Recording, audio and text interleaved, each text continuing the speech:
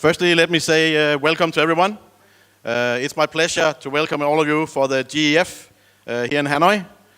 The Green Economic Forum is a premier event for government and for industry that will help Vietnam develop towards the green goals.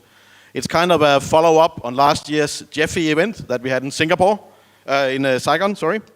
And this one will be without the exhibition and only focused on the forums. So we would have three panels in this room today. The overarching topic is sustainable agriculture. We will start off with agroecology. I will be chairing that session. Then after agroecology, we will have a session on One Health, chaired by Johan. And the third one will be financing of green and sustainable agriculture solutions, chaired by Paul Antoine. I'll be moderating the first session of the morning on agroecology. Luckily, I won't do it alone. That would be very boring. So I have four panelists that I would like to invite to the stage. First, I would like to invite Mr. Tang, Director General for IPSAT from MAT. Please come to the stage, Mr. Tang.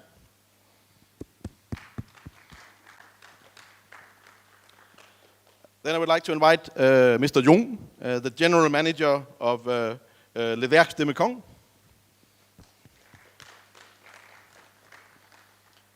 Mr. Jung, the Country Director for IDH. IDH is the Sustainable Trade Initiative.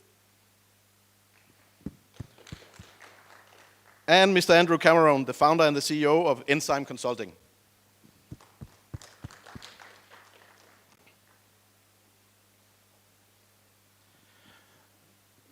So the way we'll run it this morning is that I prepared a couple of questions for the panelists myself. We will run through a round of questions first. Then we will open the floor for questions. You're welcome, feel free to ask anything. We are very experienced and talented group on the scene here, so don't be shy, don't hold back. Then around the second round of questions, open the floor again, and then I will try my best to make a short summary, and that should be the end of the session. So, but before we get started with that, I will try to give a brief introduction to what agroecology is, because there's a lot of definitions around. Is it organic agriculture? Is it not? But actually, agroecology is, in layman terms, I guess, a way to invite the ecology, invite the nature back into our agriculture. And I think that's a very interesting development we have seen. For example, we see a lot of the organic fruit that is being expected to yield less yield per hectare than our conventional production, looking only pure in economics. But from a broader sustainability point of view, it might even be more valuable than our normal agricultural practices. Other internationally traded commodities is not only fruit, but also spices and coffee and aquaculture products. Also really interesting for us to talk when we talk about agroecology. The traditional Vietnamese farming systems are sometimes looked upon as a disadvantage. They are very small units compared to what we see in some countries. But actually using agroecology, you could turn that disadvantage into an advantage, because agroecology is very much in favor of smaller units with diverse crops. So that could fit very nicely into what we see in Vietnam today already. I think also Vietnam could serve as a potential for an export hub for agroecology and organic production. A lot of countries, Hong Kong, Singapore, bigger cities, I will say, all over the ASEAN group, is focusing more and more on sustainability, focusing more and more on organic and how that impacts your health. And I think Vietnam could really develop into a hub for exporting those kind of products. Then I would say also in Europe now we see that conventional big-scale agriculture is more and more fitted into the nature as well. We have more and more agroecology as well. One crop on one huge area is more and more being changed into agroecology. So I think actually it forms a very nice topic where both Vietnamese and European companies and governments can learn from each other. So I think very much it's a two-way communication. But I think that's enough talk from me. I'm here to moderate, not to talk too much. So I'd like to start the panel with giving each of my participants up here 2 minutes to present themselves and their interest in the expertise in agroecology. Mr. Tang, if you can start, please. Thank you very much. Good morning, everybody. My name is Tang. I'm now the DG of the Institute of Policy and Strategy for Agriculture. My institute is under the Ministry of Agriculture and Rural Development.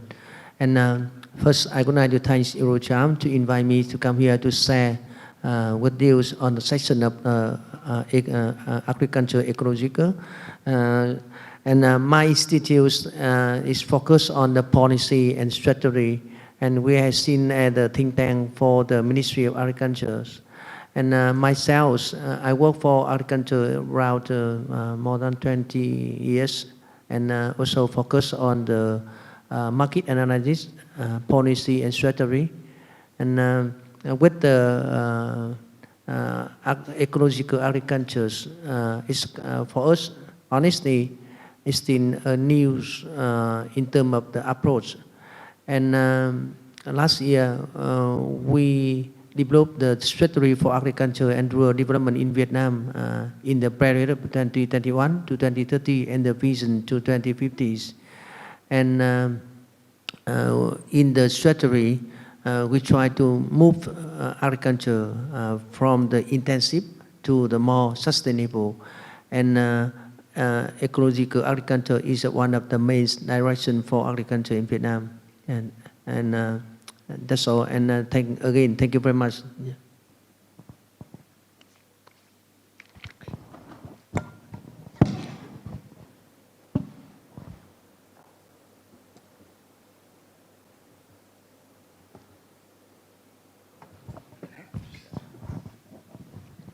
Good morning, everyone. Firstly, thank you very much for Eurocharm inviting L'Évêque Mekong today. My name is Dong, D-O-N-G. I'm a general director of the L'Évêque Mekong. The company carries the brand Love Fruit. You might see Love Fruit in the hotel and in some other market in town. And thanks so much for calling me here today to sit here to share with you guys about the agroecology that we have been doing for 23 years in Vietnam since we established.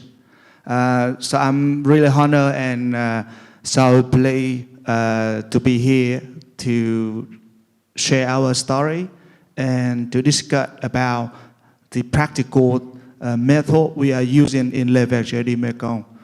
Once again, thank you very much.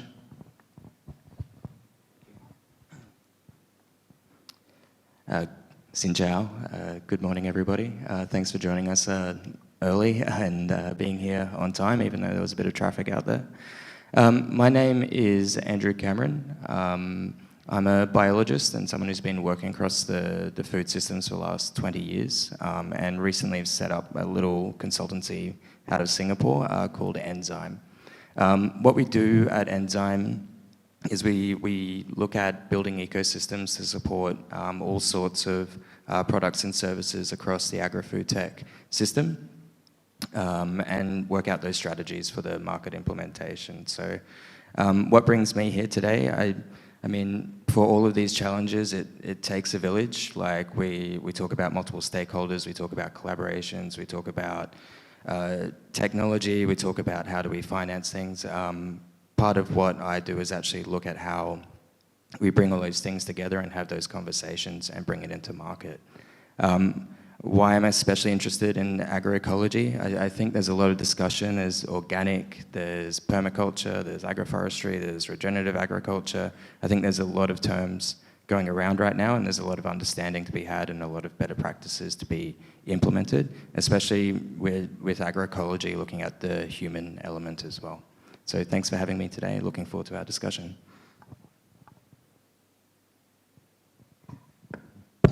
Yeah, Good morning, everyone. So my name is Dũng. I am a country director of IDES. IDES is a non-profit organization. So you know, in Vietnam we have about 400 NGO, international NGO register, and IDES is one of them. But our mission is a little bit more unique compared to others because we focus on support the company, the private sector in fulfilling their commitment to sustainability. So today I'm going to share with you the experience we work with the private sector in reducing the carbon footprint in the supply chain, and also how the agroecology solution can link to carbon reduction in the agriculture supply chain. Yeah, thank you.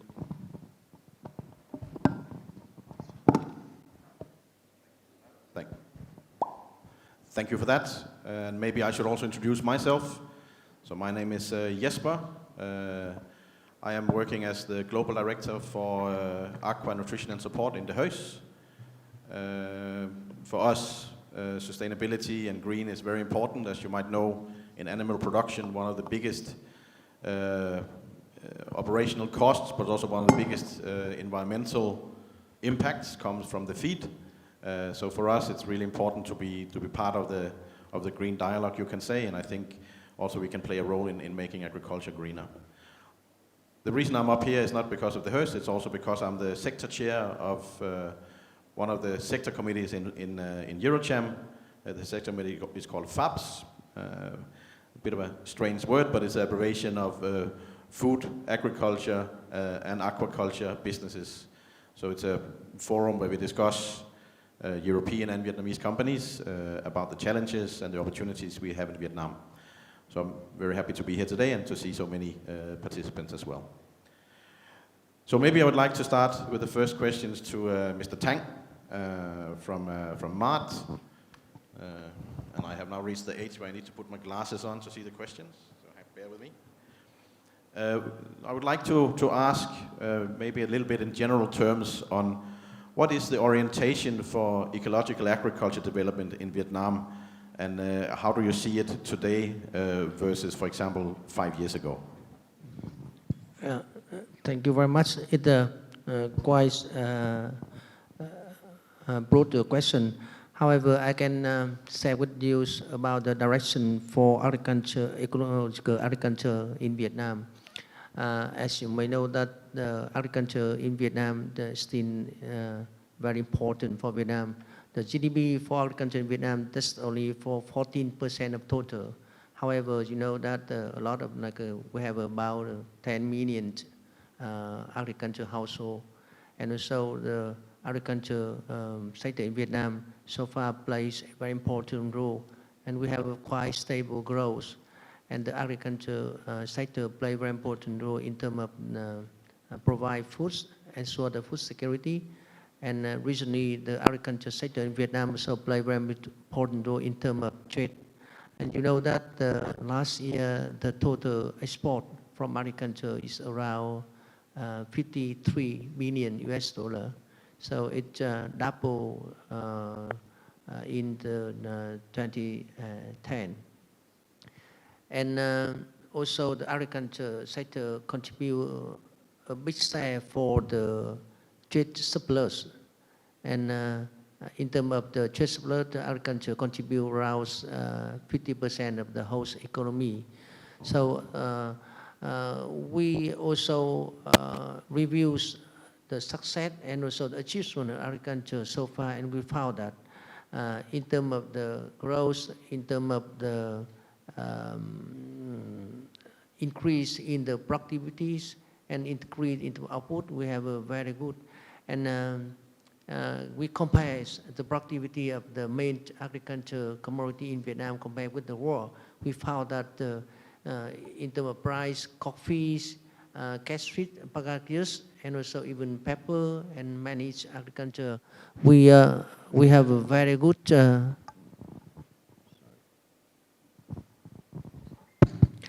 we have a very good productivity. However, we also recognize that we have still facing problem in terms of the sustainability. That's why the last year when we developed the strategy for agriculture in Vietnam in the period of the 2021 to 2030 and the vision to the 2050, we need to change.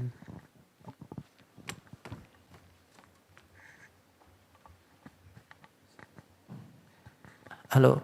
Yeah. So we need to change the agriculture sector because before we focus mainly on the increase the productivities of the commodity. We do not focus on the sustainability. And before we use a lot of like input, we have a quite stable growth, but it's based on the input, the labor, water, fertilizer, pesticide. However, now we need to change. That's why under the strategy, we put the new direction to work the agroecological. So I think that is one of the big change in terms of the national level. And what the change in terms of the national strategy, every province also, they also recognize that they need to change the agriculture to work more like a sustainability. The sustainability not only in terms of the environment, but also in terms of society and also in terms of economics. That's why I think at the moment agroecological now is one of the very important direction, important strategy for Vietnam. And also today, like Eurocharm, when you organize it, I think it's a very consigning, but it's very good chance for us to share about the views and the direction for Vietnam with the international. And I hope that most of you here either you are the company, and I think most of you are the FDI. And we found out the FDI's company, you already have a very good, like, how can I say, the direction for the sustainability. However, with the small farmer, with the cooperative, and with some small SME in Vietnam, that's the main part for agriculture. We need to change as well. And especially under the pressure from the market regulation and the market condition, especially for like for EU's, for US, and for the highest economic the market. We need to follow and we need to change to meet with the requirement from export market. That's why I think at the moment in Vietnam now and from now on, we had to follow the agroecological. Yeah.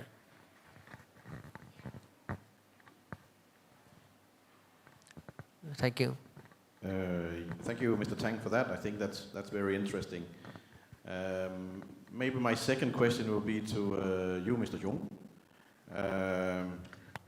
And maybe that would focus a little bit on, maybe first give me some concrete examples to agroecology initiatives you are working on here in Vietnam. And maybe also touch upon some of the carbon footprint reduction projects that you have in relation to the value chain. I think that could add an interesting aspect. Thank you.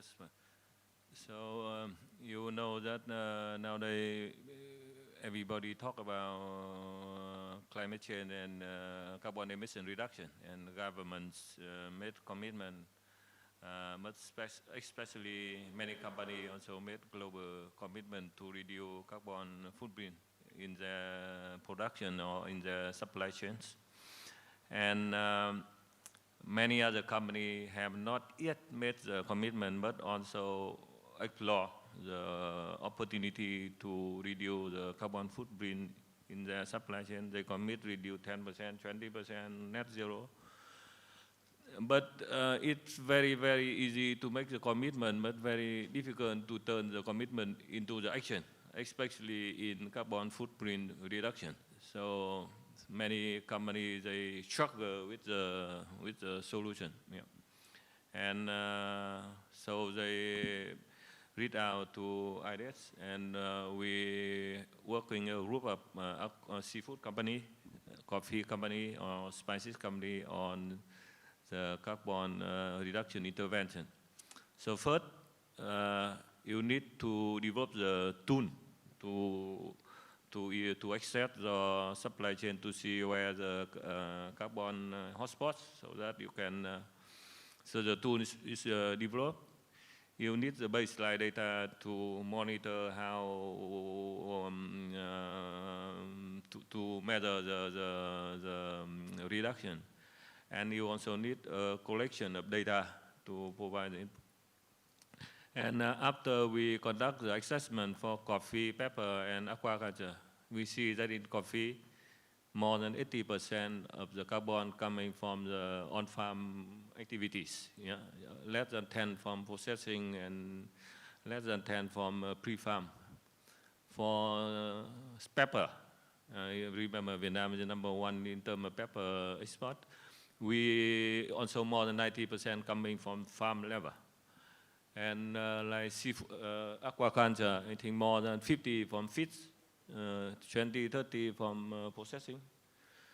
So if the company sitting in Europe, in US, commit to reduce the carbon in the supply chain, but 90% of the carbon is in the producing country like Vietnam, then how are you going to do it? Because you need the collaboration from the government, from the farmer, from the trade partner here in the Vietnam. So that's why the role of some organization I did to fit in, because we're the one who connect that dot. Then we together with on the we bring what we call public-private partnership. Like we have local government, we have the ministry, we have the different other NGO, especially we have the buyer, the producer, the processor together, and design project to conduct intervention. And at the farm, at the landscape level, yeah. Many agroecology solutions have been implemented. For example, for pepper, mainly the carbon comes from the fertilizer use. Yeah. And so then you focus on better agrochemical management. You will focus more on soil health management. You will focus more on generative agriculture activity. You help the farmer to use the resource more efficiently. You also using biofertilizer, for example. Then I think it takes 1 year to develop the M&E system, and also on the baseline data. And that's what we are doing now in the Central Highland for coffee and pepper in Vietnam. Yeah. Thank you very much. Thank you, Thung, for that. That's very interesting to hear. I think for me, not knowing the pepper industry so well, that 90% of the emission comes from the farm level, I think is quite extraordinary. So interesting information there. So we often hear about technology, innovative technology, and how that can help the industry. So maybe I'll ask you, Andrew, how can agroecology principles be integrated into these new technologies so we can actually support the smallholder farmers in Vietnam during their transition to sustainable practices? And how can we make sure that the quality of their product is recognized as well? Because some of these efforts probably carry a bit of an investment, so how do the farmer get that investment back? I would like to hear your perspective on that. Yeah, thank you very much. Can you hear me okay? This is quite an expansive topic, so if I'm running over, please stop. So when we're looking at agroecology, I think we need to remember that this is, at its core, a fairly low technology procedure, but it's high knowledge, especially that a lot of these farmers have become quite dependent on chemistry and fertilizers and the like. And if we're looking at the knowledge that we need to transfer to these farmers, we look at how we actually can distribute that. So what do we look at in that? So the first thing that comes to mind is capacity building. So how do you transfer information through apps, through platforms, the likes, and how to get it across everywhere? A big part of that is, the data that you can get there, that farm-to-gate data, but how you actually connect all of the different ecosystems from farm to table in the best way that you can. And you look at for other ways to create more efficiencies as well. On top of that, there's also the financing piece. And once you've got all those integrated systems, you can create incentive structures to help de-risk as well. So I'm very happy to see in the room today a Vietnamese startup called Regenex, which is working in the space. So I may take a moment to speak about what they do. So what they are doing is actually they're working on that financing for the farmer, working with the channel partners to make sure that it's de-risked at the farm level. And then with that, they're able to, and forgive me, Val, I'm not doing too much of a good job up here. Please address them afterwards for more questions. But through that process, they're able to access those funds if they're able to meet to the regenerative agriculture standards. With that, they're able to consolidate that and find the buyers and create full data aligned to what the buyers are looking for and track what that carbon is. And I think quite similar to what you're looking at as well.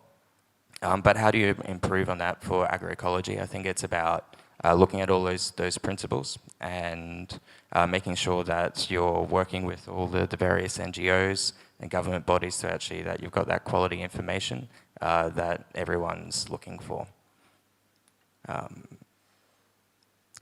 I may leave it there because otherwise I'll jump down another rabbit hole. But thank you. All right. I think the traceability part is very interesting. And I don't know, we often hear about how to use blockchain in traceability, and I think that could be one interesting topic to maybe discuss a little bit more later on. But I would also like to ask Mr. Jung from the Fruit. As you heard in his introduction, they've been working in Vietnam for 23 years. So I would like to get, from a private company perspective, working so many years in Vietnam as maybe one of the pioneers, I would say, in organic and agroecology. Can you share with us some of the challenges and opportunities you see related to what you work with, fruit and juice production in Vietnam, and maybe also touch upon how recycle takes place in the fruit? I think that could be interesting for the audience to hear. Thank you. Hello.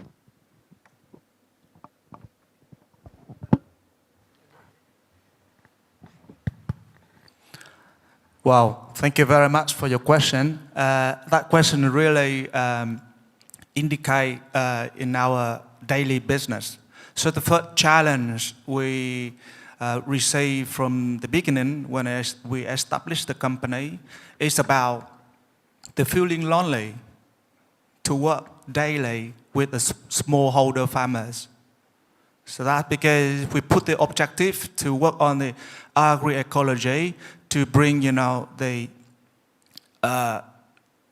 aspect of protection the environment, protection of the people in community, protection of the consumer.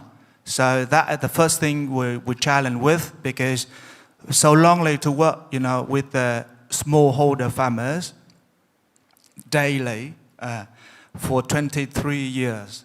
And then the second challenge, when we go deeply in the rural, in the village, especially in Mekong Delta, we see that we have really a big lack, of control of the chemistry for the farmings. So you can see everywhere, very close to the door, about, selling advertising of pesticide, insecticide, some with label, some without label, no origin, nothing. So farmers, they very easy to get the influence and to use it thanks to the advertising information next door. Then we also see the big challenge also very typical in here, and we learn for 23 years working in agroecology, especially for the fruit sector and fruit juice, is about the very limit to financial access to the farmers and also the firms. So thanks to the small scale of the farms, everyone knows that in Vietnam the farmers, they have a very limit area. They have about 1 hectare maximum, no bigger than that. So when they try to access to the finance, it's a big deal for them. And also the company like us, we try to do on this, to whenever we try to have the support from finance to help in terms of the sustainable development, always receive the injection, because something too small for them to really invest in the small farming. Then the 4 challenges we are facing also today, we see more and more, especially after the COVID time, about the market barrier in the local market. I mean, again, not easy to bring the good product, set product to the consumer due to the barrier from the distribution network in Vietnam. Luckily, Le Fruit, we have been working well since the beginning with the HoReCa business for the hotel. However, we don't want only work for that segmentation, because set food should be for everyone. It's not only for the top market. So that's also the big challenge, because anytime we try to go closer to the consumer through the distribution network, we always face the issue of the barrier, which you see more and more product, conventional product, and also industrial product on the shelf of the supermarket than the set food, set product in the market. So that's a big barrier. And on top of that, everyone know that, the climate change, especially typically in Mekong Delta, is the big challenge, really big challenge for not only for Le Fruit, but not for everyone who doing the agroecology in Mekong Delta. In the past or from now, that's a big topic everyone discuss now. So that a big challenge. However, we believe that the challenge always brings us some opportunity by the working hour remotely and significantly. We build our own community we call Le Fruit Village. So somehow we based on the culture of the farmers in Vietnam. Is that long good culture is the combination in between the culture and the practice of the farmers, especially in Mekong Delta of Vietnam. So we built our Le Fruit Village. It's about the community. And then by chance, what should we say? We have been doing that from very beginning for a long time ago already, so that we take a good advantage to conquer the international market, especially after the COVID time. We receive more and more concern and the contact from the international market regarding the agroecology product and the sustainable development. So that is, really motivate us to continue and to conquer for the next step.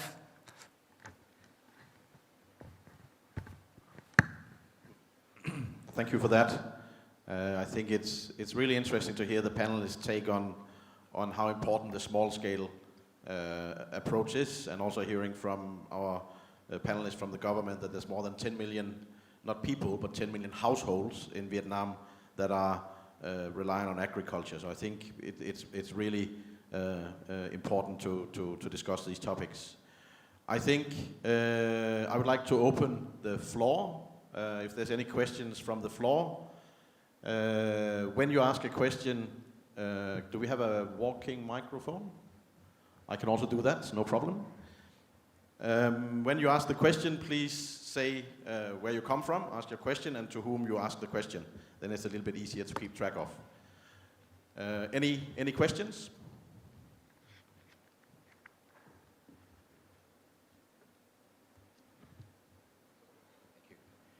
Hi, good morning, everyone. My name is Sanjeev Lewis. I'm representing, I'm a senior advisor to Grow Asia. It's an NGO based in ASEAN, so represented in Vietnam as well. I come from a sustainable finance background, so my question is more on that side, and could be either to Mr. Zung, who I know from my IDH days, or to anyone else on the panel who wants to comment. But the question would be, as you see it when you're looking at these programs, these landscape programs, or if you're, Andrew, if you're looking at how to implement the right practices, and Mr. I forgot your name, sir, from the fruit. If you could also comment, some of the challenges you're facing when you look at these communities. What is sustainable finance getting to these farmers or these communities? How much of a challenge is that? Does that represent in order to scale this up?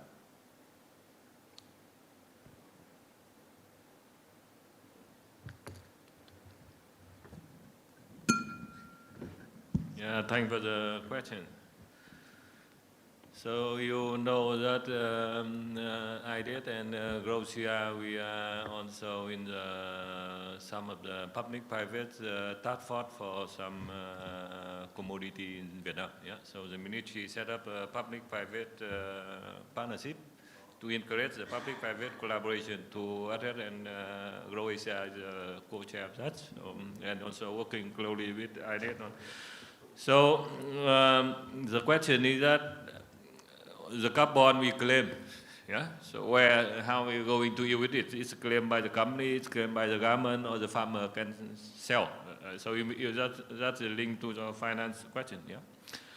So we are, that recently there's some mechanism where they buy the carbon credit from they call small household. So. And I did also explore that opportunity. For example, the Rabobank in the Netherlands, they also buy $20 per ton, as long as you indicate that carbon come from improved agriculture practice. Yeah. And other option is that the company, the retailer, who going to buy the product, they also pay the premium price for the farmer who commit to doing the better farming practice to reduce the carbon. Yeah. So, but for now, in the Central Highland, IDET is exploring the option on the buyer. They are going to, because on the farming practice, the farmer is not doing alone. They got the support from IDET, they support from the company, the buyer. Yeah. So we call it co-financing projects. So the money will come from IDET, will come from the buyer, and also link or synergy with some of the government program.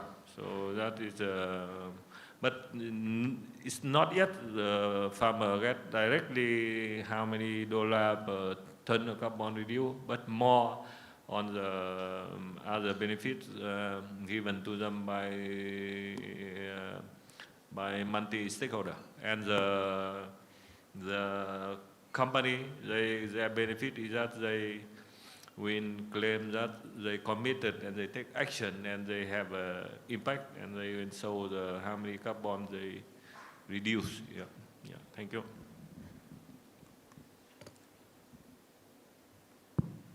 I may just add to that and just going the next layer on, and and talking more about the technology side of things, more specifically agri-fintech. So it's like, how do you deploy this finance and leverage, these vehicles to actually use these platforms to connect all those multi-stakeholders and get that data? So I think a big challenge that we're seeing is for the likes of Grow and IDH and the like is how do you use and how do you qualify some of these platforms that do have a high growth path, if they're able to connect the dots and get you the data and the impact that you're looking for.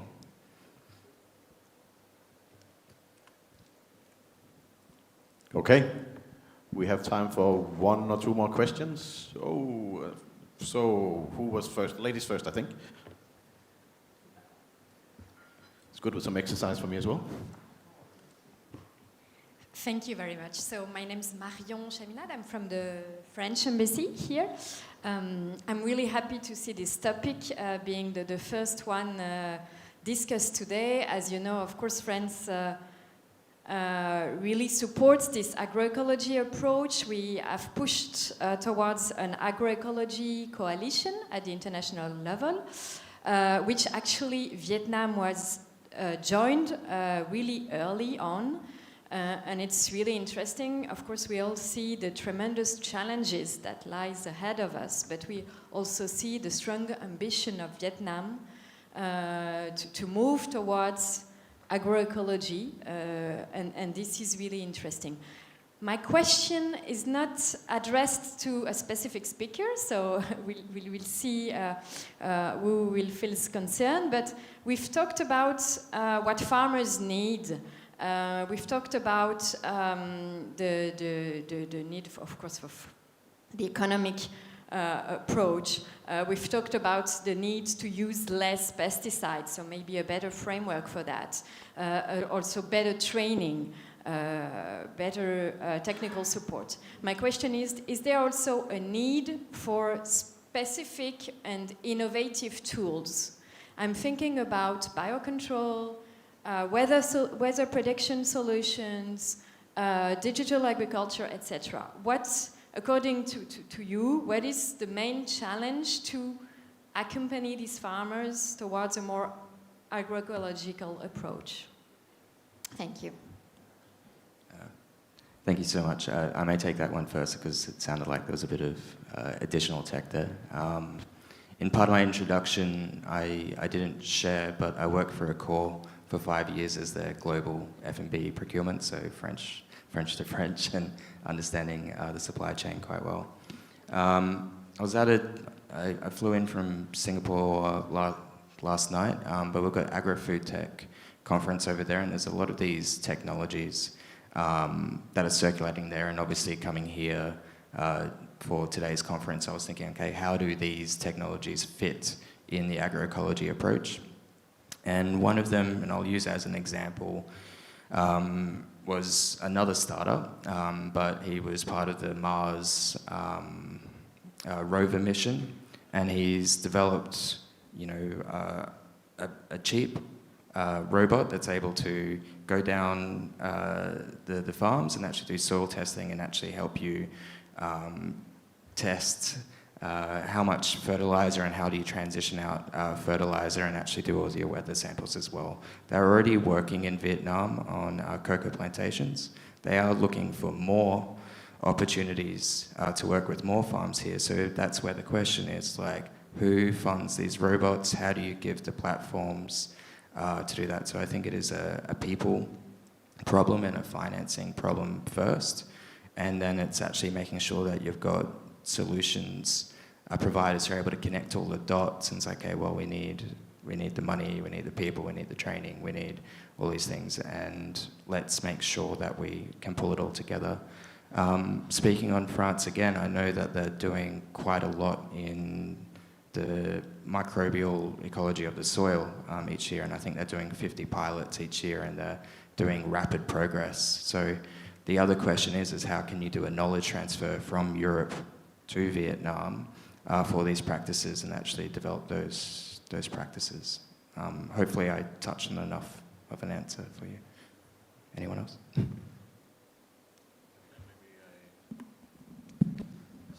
So Thanh, I think this is a very interesting question, and you know, the solution for the farmer sometimes is not directly to the farmer, but it's more on many different levels. For example, you will see that the farmer, they buy the pesticide from the shop, but they either sell them the fake pesticide, or then you need the government control.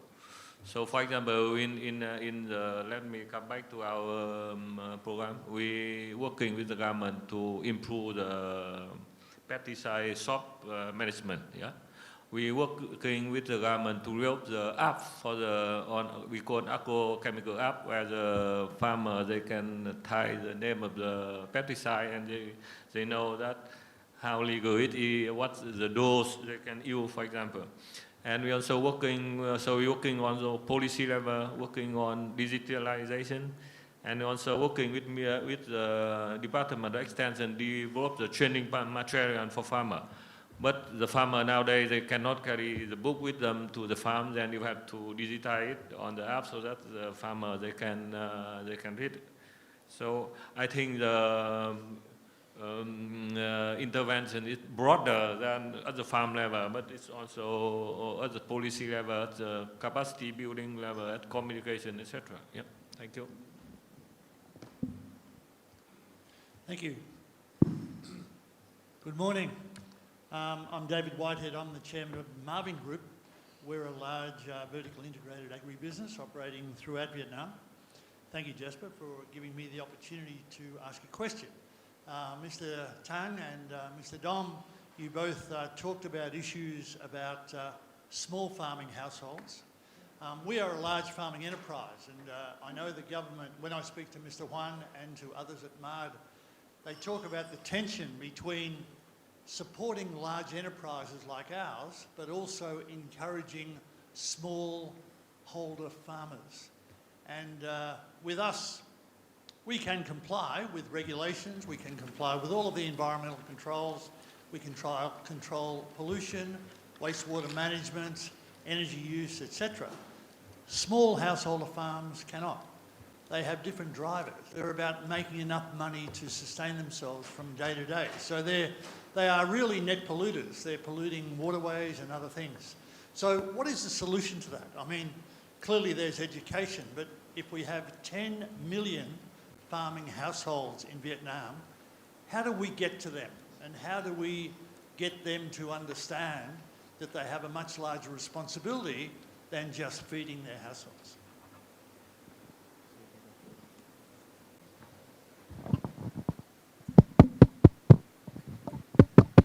Hello.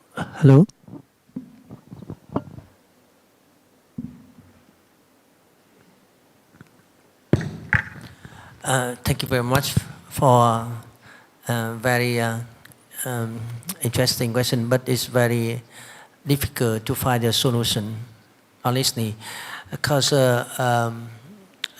yesterday we also organized a workshop on developing the agroecologicals.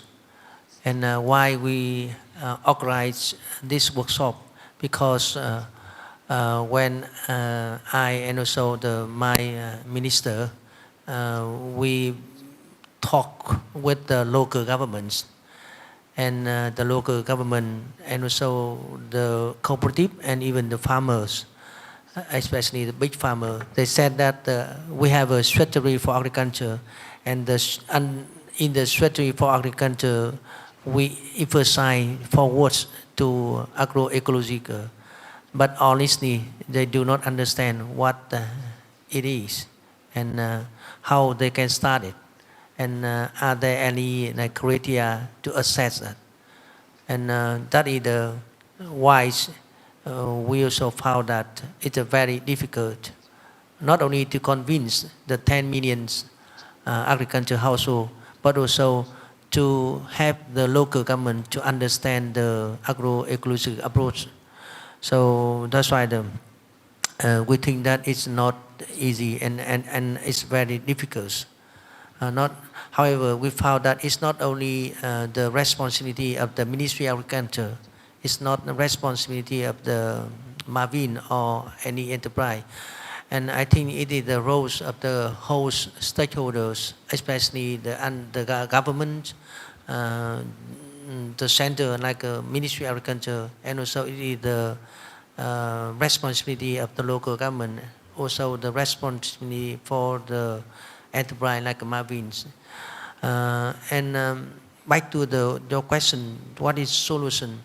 So we found that it's not, we cannot convince all the peoples by just say that, oh, you have to follow that, you have to follow that.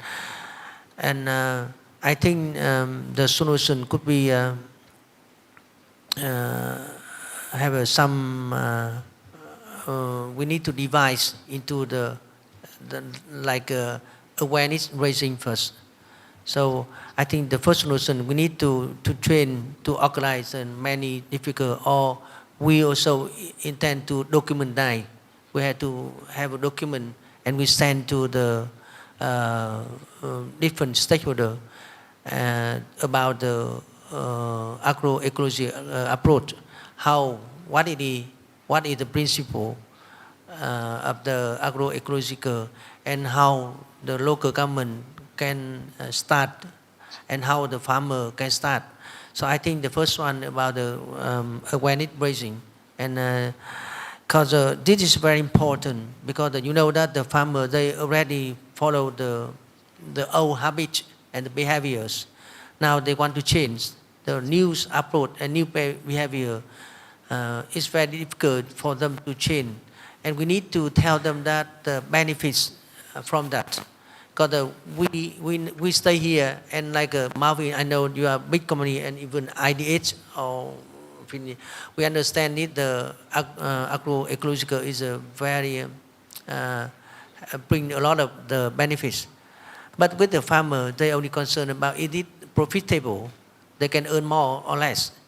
That's why that we need to train, and we need to tell them about the responsibility of the farmer. And it is the first thing. The second thing is that they understand, but how we can support them to do that. So I think through the training course, through the extension system, we need to train them, and also from the like a company, when you work with farmer, and I think the roles of enterprise, the agribusiness, it plays very important roles. Because you bring the market signal, the farmer need to change it. If they want to export, if you want to sell the product to me, you need to change, and you need to change the recipe, you need to change the way you're doing now. So I think this is the second solution. And the third solution, that I think we need to have some policy to support that. In terms of the policy, I think that now there's some organization, they already bring we call the green credit for the farmer, and green credit or enterprise. So I think that is a very good policy now. Yeah. And also in terms of the government, we also advise for the government, we need to have some kind of policy for that, credit policy, education, training, and even we need to have some like a special credit program for the agroecological. So I think that in terms of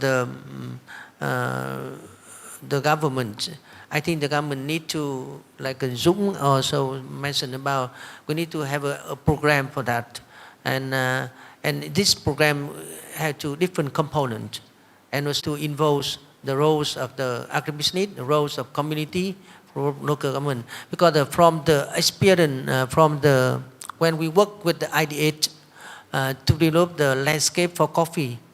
So in that we design like an IDH, they design we call the back compact, and the edge compact. We need to involve different stakeholders, from the input provider, community, farmer, or even like some like export. So we need to build up the area for that, because the ecological agriculture is not only the small farmer, and as you know that we have different levels, and from level 1 to level 5.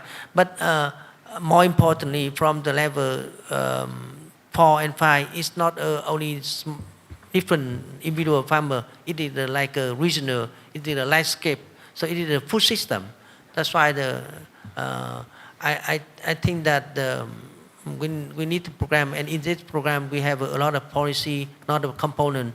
So I think if we can do that, so I think that the agroecological in Vietnam will be more developed. Yeah, that's what I think. Thank you very much.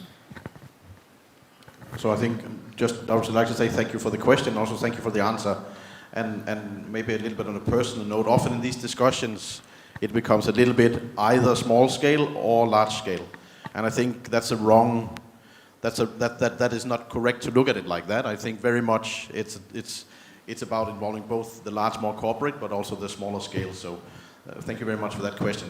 We have time for one more question before we go back to the preloaded questions I have. Go ahead, last one. We have another round for questions after, so if you have something on your mind, you can ask at the end of the session. Thank you for allowing me to ask my question. My name is Delafont. People ask me, where do you come from? I answer, I come from Saigon. I live and work 6 years in Saigon, and then I tell them, all right, on my passport is written European Community. My question is on the title of the panel, and let me give you some background. I am active in executive education, so people who work already, you know, how to lead change, how to manage change, how to go with a process from A to Z, how to transform, or how to stop using the words difficult, impossible, and use opportunity, change leadership education. And my first customer and partner now is a small Vietnamese company active in the field of Vietnamese food, agricultural products traceability. And their customers are small companies that are directly buying products from the 10 million households you were talking about. Just a very quick note on these agricultural families in Vietnam. Many of them, their first priority is to make sure they eat every day. And some of them, which I estimate to about 5 million people, it's even more than that, is what they eat every day, and they ask their children to stop going to school when they are 12 or 14 to go in the rice fields to work with them, otherwise they don't eat. My question is,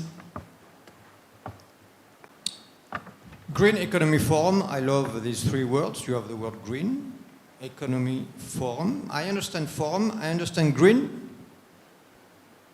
What about economy? So my question is, instead of, and maybe there is no answer today, it's just to think about it, because I have a 35 years economic background, 20 years in multinational, and 15 years as a private entrepreneur. And I feel a little bit close to these people who ask themselves what they eat every day, because if I have some customers, I eat.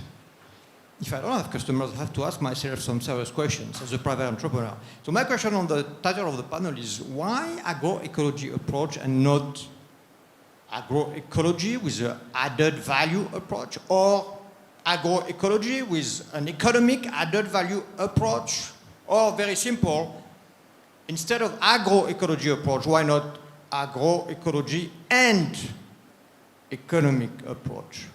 And I don't expect an answer today, but maybe someone wants to comment. Thank you very much. I wholeheartedly agree, but I don't know who names the panel. Do you have any insight into that? No, I don't. I'm a Dane, so my English is quite limited, you know. So I think I like the thinking around it. That is always useful to do. I think when you talk about, and I'm assuming now because I did not put up the title, but green economy is probably often when we talk green, often when we talk sustainability, traceability, we talk about cost.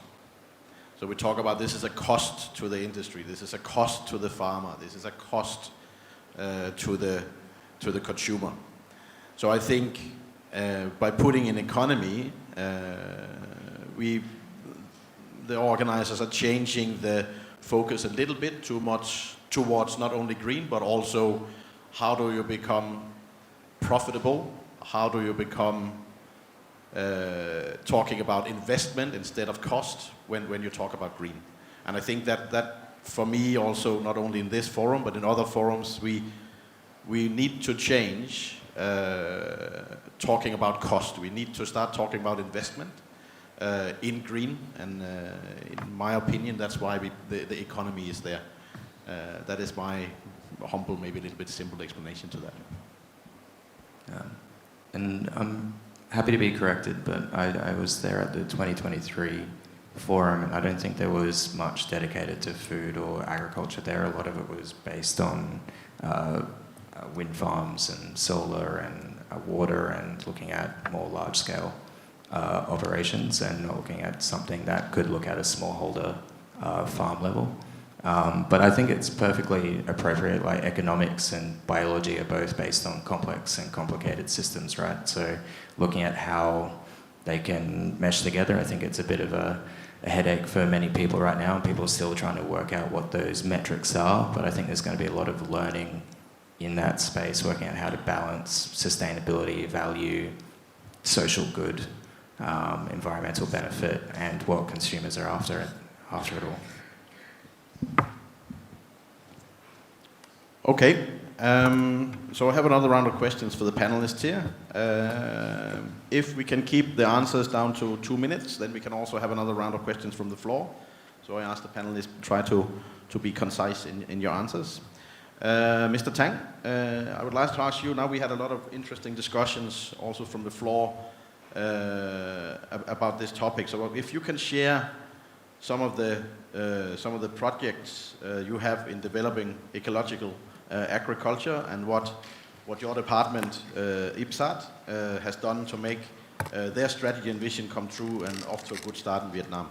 If you can elaborate a little bit more on that, that would be great. Thank you very much for the question.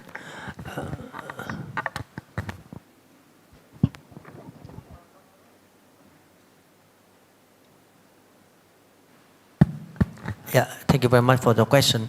I think that because our institute is the Institute of Strategy, Policy Strategy, so that's why our mission is like a think tank in terms of the policy strategy.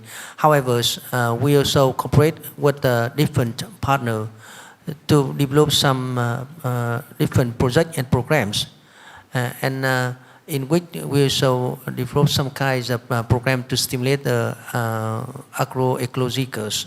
For example, a long time ago, 10 years ago, we worked with the BZS. I'm not sure you know the BZS. It's like one of the system, the participatory warranty system.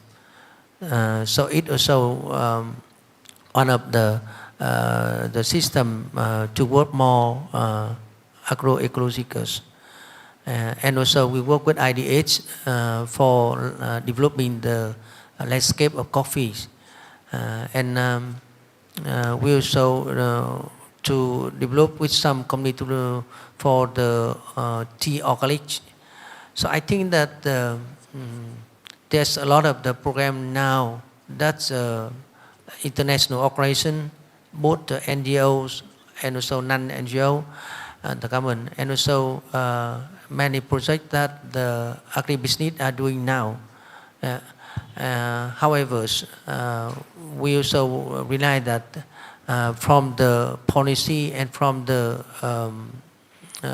agribusiness, and if we bring it into the small household, it is very difficult. Recently, we are developing the very big project. We call the 1 million hectare of high quality of rice with the low carbon. So I think it's the first project we develop in terms of the national levels. And also when we work with the World Bank, and they also mentioned to us that with the low carbon rice, in terms of the small areas, Vietnam and also other countries already developed. However, in terms of the like a very big area, like 1 million hectare upright, especially in Mekong River Delta. So it is a very, very difficult. Yeah. From many ideas from different audience here and also from the panelists here, we also found that it's very difficult to develop the 1 million hectare upright, because the 1 million hectare upright is equivalent to around 1 million rice household. So how we can convince the 1 million household, how we can change the 1 million household cultivation behaviors. And in the project, we get the very great support from the international organization, especially from World Bank, IFC, and from the many donors. They can come and work with us. However, we also realize that it is very difficult, and especially we put project only in 6 years from now to 2030, and from now to 2030 we can change and develop the 1 million hectare upright with no carbon. And of course the credit, carbon credit is the only one incentive. However, if we can build up 1 million hectare upright with low carbon and high quality, we can change the behaviors of the farmer, and we can change the rice system for Vietnam so far. And we can tell with the importer that we change now and we can meet the requirement. And in terms of the solution for that, we need a lot of solution from the trainings, from the policy, especially in terms of the credits, and also in terms of the government investment. We intend to have a very big loan program from World Bank, about $400 million to support that. And it is the mainly support the cooperative and the farmer. And we found that to do that, we need to organize the farmer into the cooperatives. So that is if we can do that, we can get the success. And however, to do that, we need the roles of the agribusiness. Because when we organize the farmer into the cooperative can be the representative of the farmer to deal with the input providers, and also to sign the contract, like a farming contract with the agribusiness. Yeah. So I think we focus more on that. The two solutions. The first one, the organizing the farmers and to develop the value chain. And the second one, we need to have some incentive policy and government investment, especially with rice. If we can do the sustainability for rice, how can I say, the supply and the drainage of the water is very important, and it needs to related to the irrigation investment. That's why it's two solutions that we think that we can do that. Yeah, thank you very much. Thank you for that, Mr. Tang. Mr. Dong, you mentioned in the beginning about the Le Fruit village. I think that's a very interesting concept. Can you describe a little bit more in depth what this concept is and how that relates to our topic today? Thank you for your question. Yeah, this is how our success for 23 years to build, to continue and to combine the culture of the farmers in Vietnam, and especially the Vietnamese. They are living very close together in the village.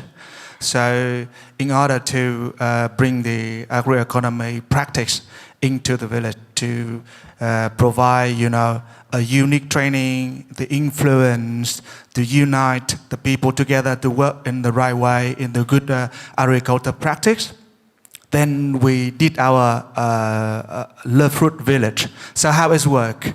Well, when we target some fruit to go for our production for fruit juice, we will come to to look for the place, especially to know the village in some province. And then we come there directly to do our pilot farm, small farm, and we do by ourselves.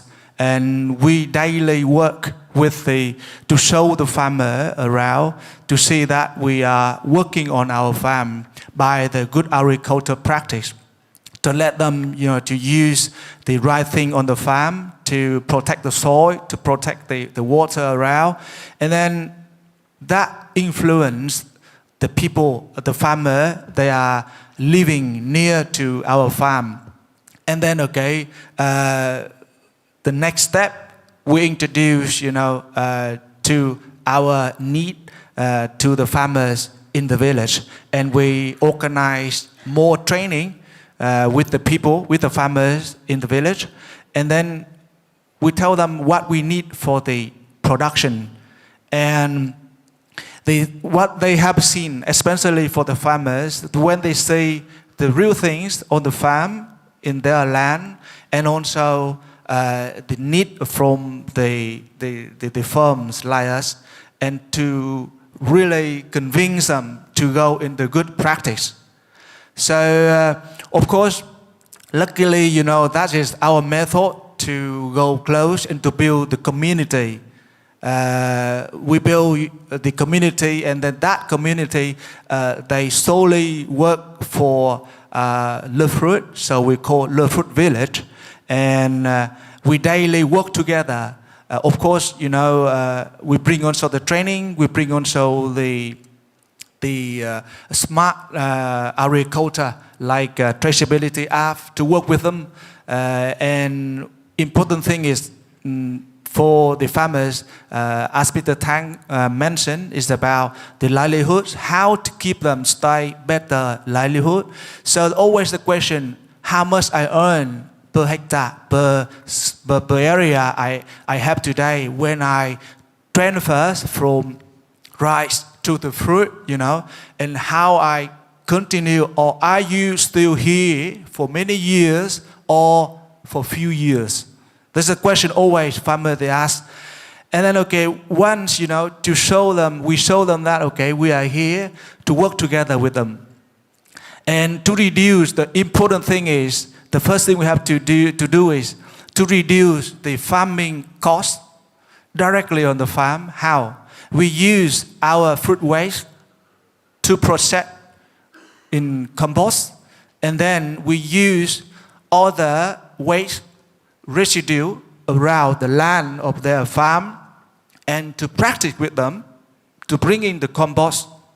And then we tell them, that is how our ancestor, grandparent worked before, to protect the environment and to protect the nature. So if you bring it, and then you will reduce the cost on your farm. And then what else? Of course, very important, to make sure that all product the farmers they produce, we purchase all of that. So this, one by one, day by day, we build the community.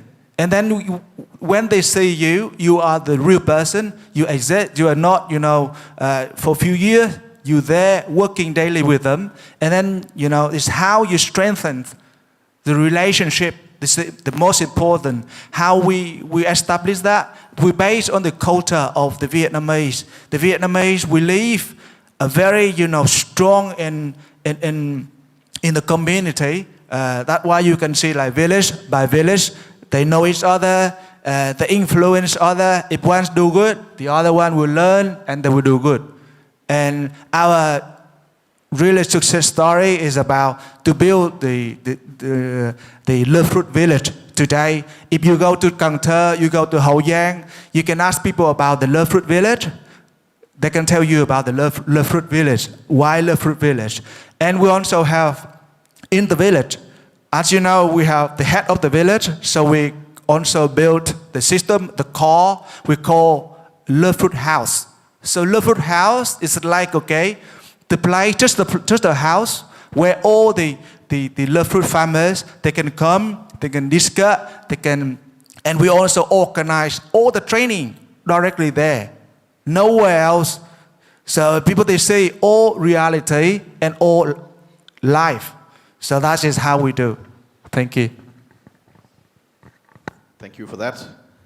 I would love to visit a Le Fru house one time in the near future. Andrew, that was a little bit maybe related to the question we had as the last question in the open floor session, talking about the value, talking about moving from talking about cost to investment. So how do you think we can encourage the global market, the big buyers, to move beyond the cost-driven decision? We talk a lot about things that are not necessarily monetary at today. So how can we make these decisions recognize and fairly compensate for the true value of talking this sustainability farming? Yeah, thank you for the question. As I raised earlier, so I used to be a big buyer from the big buyers, so the global F&B procurement for Accor hotels. So this is a Marriott, but Accor's the leader in Southeast Asia. They've got 5,500 hotels globally in 110 countries. So I was looking after that portfolio and doing negotiations with juice companies, coffee companies, and the likes. And now it's been very refreshing looking at this from a different lens, working with Regenex and the coffee, and actually just looking at how people are looking at the produce going there that would come to the hotels, that would come to the consumers, and how you actually manage that discussion across the value chain. There was a workshop here in Hanoi yesterday that was dedicated to agroecology, and I received some of the notes, and the topics are still being raised on just that multi-value recognition and looking outside of just a commodity mindset. So how do you value the true cost? How do you value the externalities? What damage does pesticides do in a community? What is the brand value of actually doing the right thing? There's a lot of work being done in this space. There was a conference here in April for the UN Food Systems Stocktaking moment where there was a lot of attention given to it. But it's actually making sure that you get that idea of value outside of financial value through that full value chain, and you can only do that with data and making sure that all those value chains are linked up. So how do you get that in front of a consumer? If you're in front of a consumer, you need to have a proper brand recognition. Hey, this is agroecology certified, this is this level, and we can trust it all the way back through the supply chain. Through that, you need your manufacturers and your producers to actually be committed to that and not blend all of these different types of produce and then take the difference and hopefully that it all gets forgotten about. If they're doing a mix of good things and bad things, they actually have to provide a platform for the better quality products, the low carbon products, the ethical products, the agroecology products. And then it's actually, going back further again, your gate to farm and making sure that those practices are there and you're actually able to actually put some metrics on that. What is the saving for a global company? And this was what I was working on, for if you're able to validate a scope 3 reduction and carbon sequestration, that's big dollar money for especially European-based companies today. So what is that dollar value?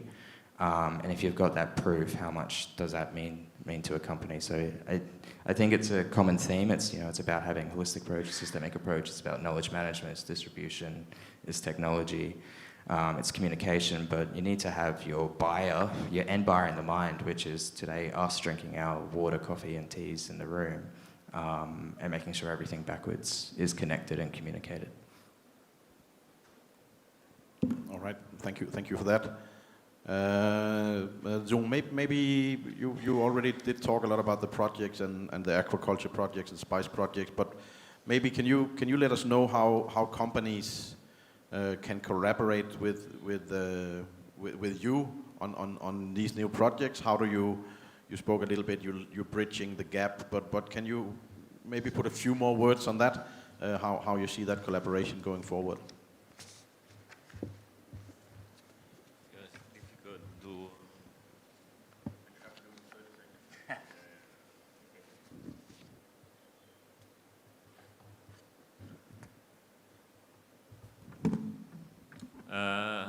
I think it's difficult to answer, but my short answer is that we set up a public-private partnership coalition,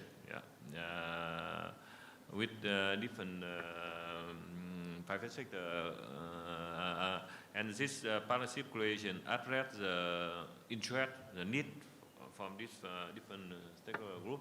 So, and it's also co-chaired by together IDET and also the government, and we develop some joint solution together. Maybe that's enough.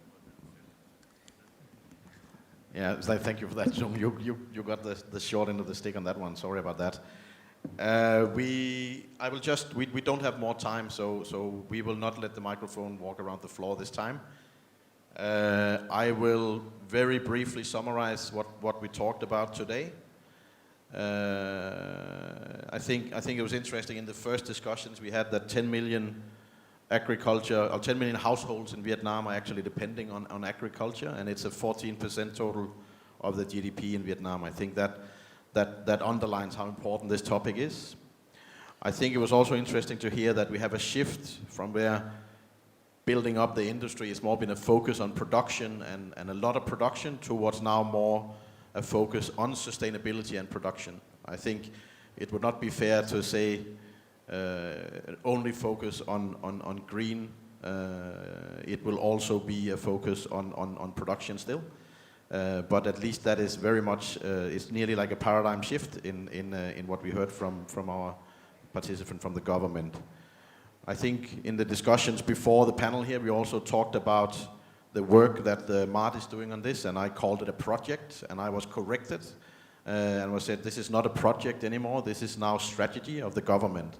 So I think again showing that it's quite an interesting shift from a smaller project approach to now it's a proper strategy approach by the Vietnamese government. I think that is something we should acknowledge.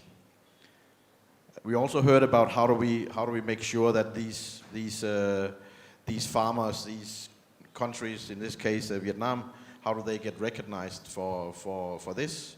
So we need tools in helping the value chain focus on where the carbon hotspots are, the emission hotspots are.